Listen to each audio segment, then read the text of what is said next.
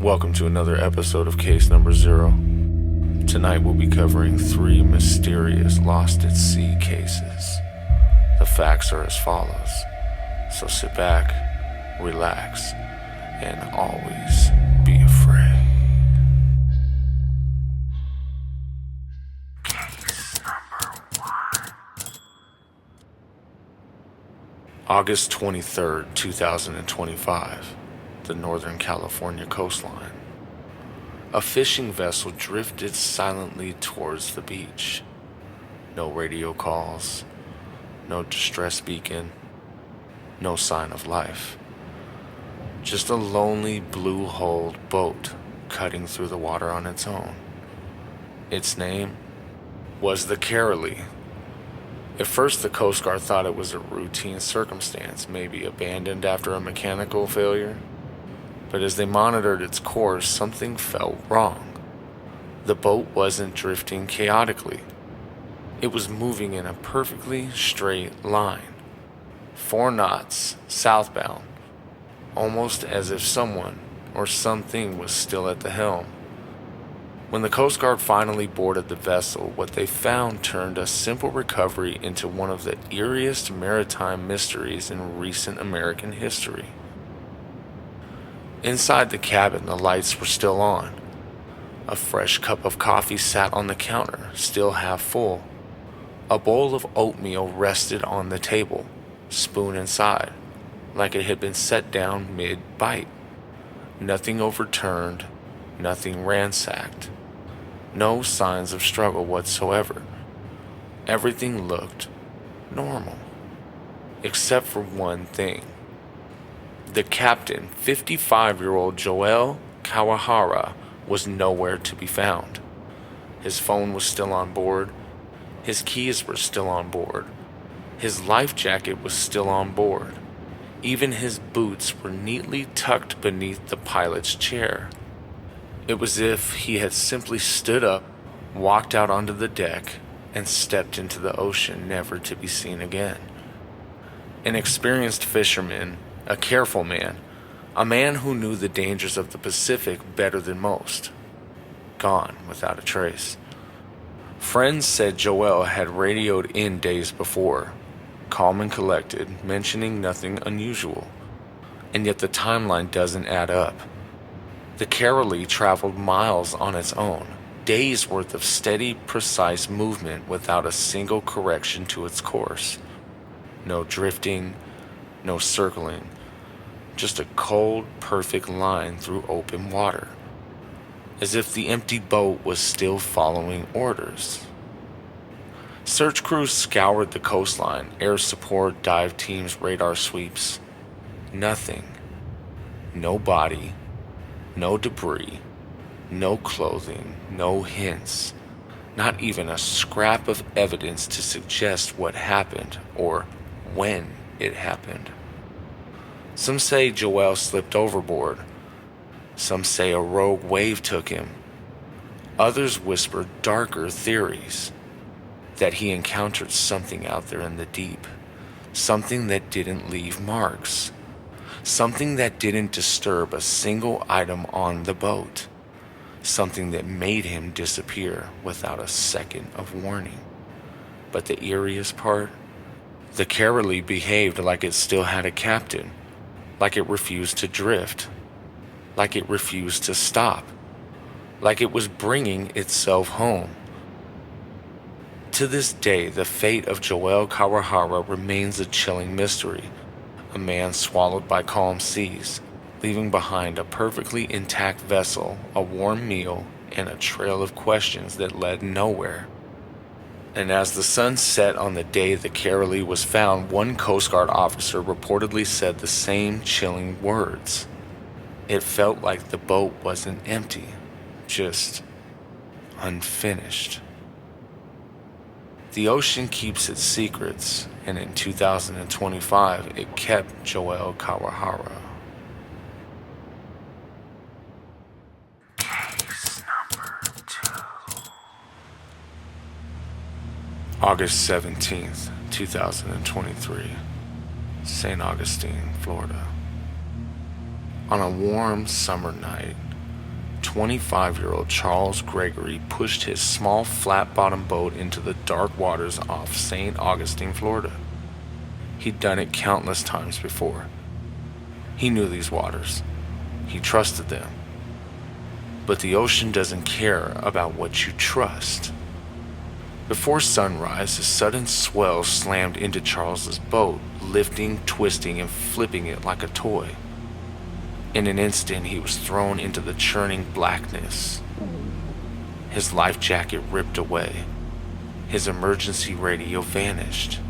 His flares disappeared beneath the waves. The world went dark and silent.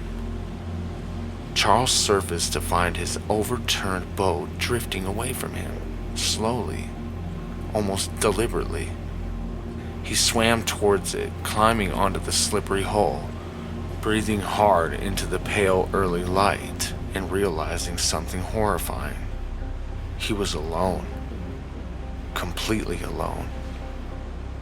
Far from shore, with nothing but endless water in every direction. The heat came first.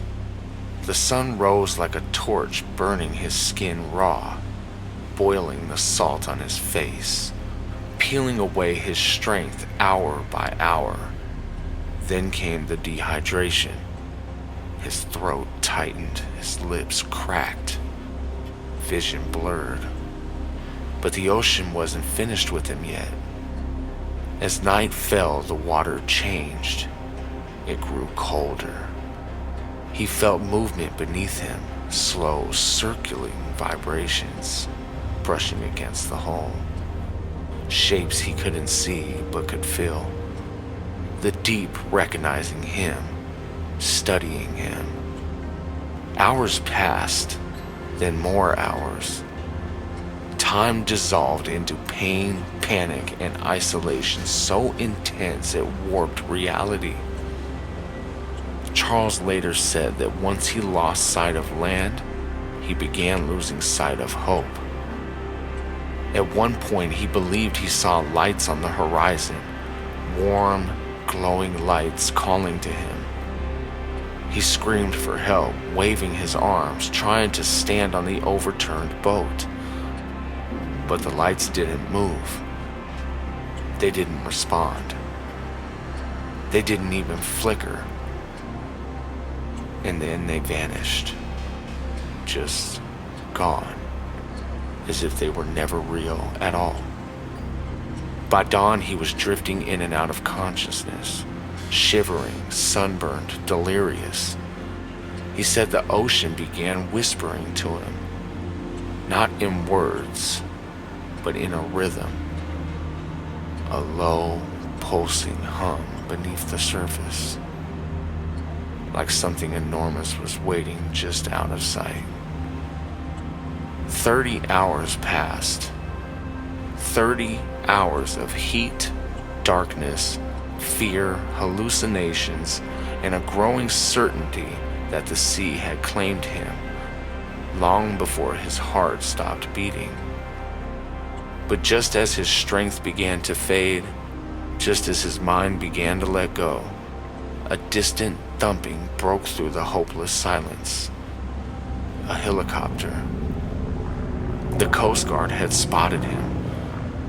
Just a tiny figure clinging to an overturned boat in the endless blue. When they lifted him into the aircraft, he was barely conscious, salt-crusted, sun-scorched, muttering that he thought he wasn't alone out there, that something was following him, that the sea was watching him. Charles survived, but the ocean took something from him, something invisible, something he couldn't name.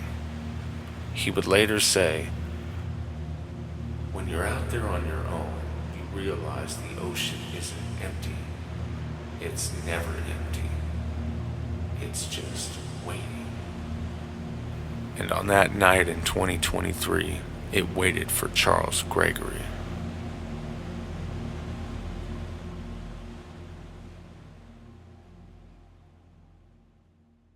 Case number 3.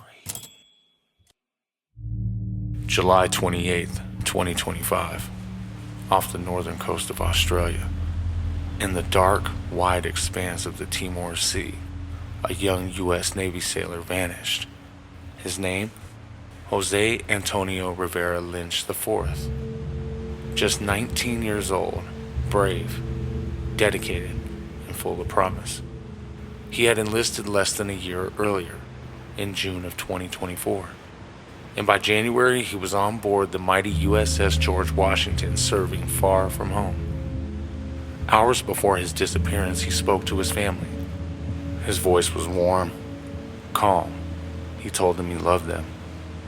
That was the last time they heard him. The sea that took him wasn't small. The Navy and Australian forces launched a massive search.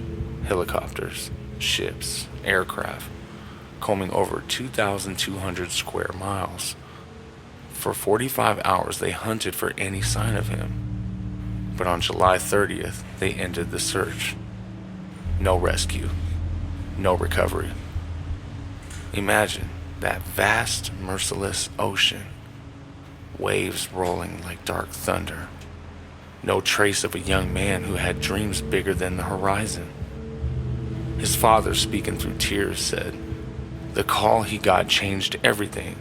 "I'm sorry to disturb you, sir, but your son has gone overboard and he has not been recovered." He fell to his knees. The world collapsed. In his final conversation with Jose, he told him, "You're the best of me." Unknowingly, those were the last words he would ever say to his son. What could have happened out there? Did he slip? Did he fall? Or did the sea do something more sinister? Some whisper that it wasn't an accident.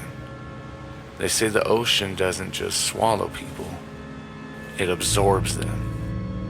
That in the endless blackness, something watched, that something waited. The sea kept his memory but never gave him back. Jose Antonio Rivera Lynch IV was declared lost at sea. His shipmates remembered his laughter, his kindness. His family called him their light. And now, that light is gone, but the questions still remain. What haunted that young sailor on that July night? What pulled him into the darkness and left the waves silent afterward? His legacy isn't just in his service, it's in the void he left behind. In every ripple across the sea, they say, he is still out there, somewhere. And in that impossible emptiness, the ocean holds its secret. The most astounding part of this story is that this was a U.S. serviceman who fell off of an aircraft carrier while on deployment. Yet there's no witnesses, no footage, no trace whatsoever of how this may have happened. The case of missing sailor Jose Antonio Rivera Lynch IV is still unsolved. He was only 19 years old at the time of his disappearance. He had a bright future, loved life, and much to look forward to.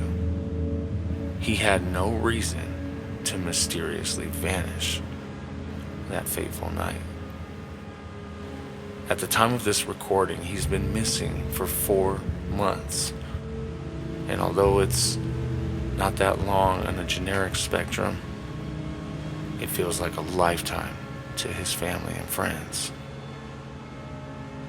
If you have any information on his disappearance, please contact the FBI or the Naval Inspector General at 1-800-522-3451.